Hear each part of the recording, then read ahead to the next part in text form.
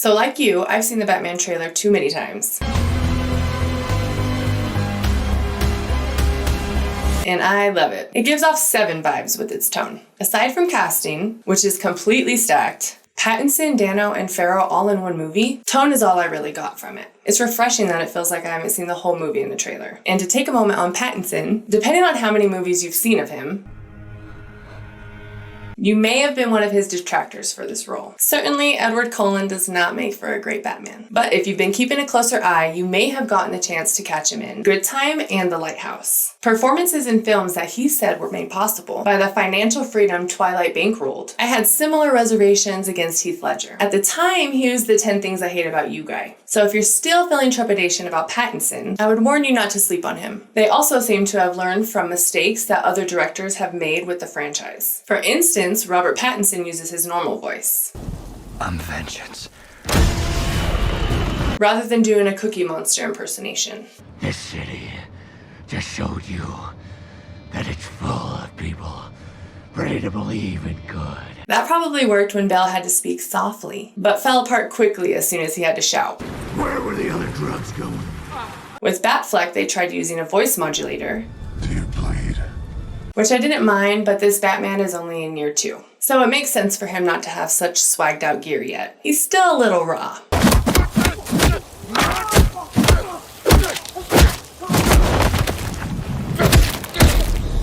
I love the idea of using a 2-year Batman to ingratiate us with Robert Pattinson, without forcing us to choke down another origin story. I don't want to see those goddamn pearls no more.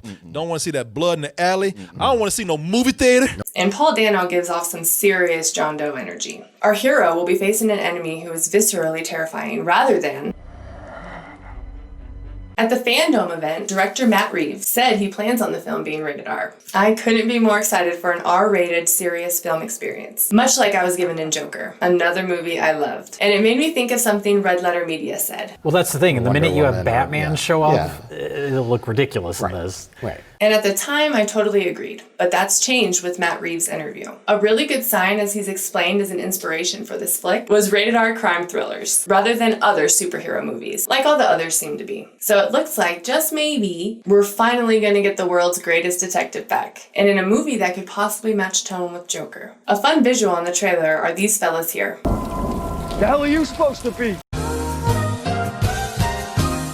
These goofy goobers could definitely be a Joker gang. So here's my crossover pitch. Since we have such a young Batman, we can carry on where we left off with Joker, who is a fair amount older than Bats. Maybe Batman got revenge and put Joker in Arkham in his first year. The year that will supposedly be covered in a spin-off TV show. Fingers crossed it's not on the CW, but I would love to see a reimagining of Arkham Asylum. Not the game, the graphic novel. In it, Joker has taken over Arkham from the inside, and Batman has to infiltrate to save the employees of the madhouse. He must ascend through the levels of Arkham, like levels of Hell and Dante's Inferno. This one can get very cerebral, and half the battle can take place in Batman's mind, as the madhouse threatens to never let him leave. Seriously, somebody's got to get Matt and Todd in a room together. I would really like to take a moment to thank Tim Miller for 2016's Deadpool.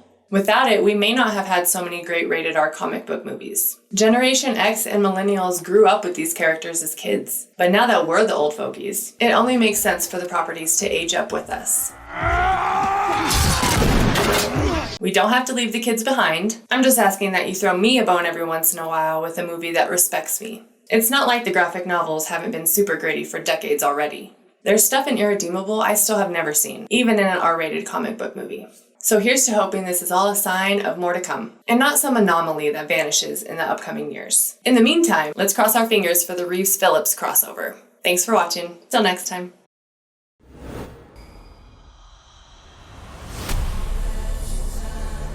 Alright, so the official Dune trailer finally was released. If you guys had seen Tenet, you would know that the teaser had been released earlier before that movie. And both trailers are fantastic. The movie looks incredible. The cinematography looks incredible. Denis Villeneuve, when he made, Blade Runner 2049, that looked incredible. So when I found out he was going to make this,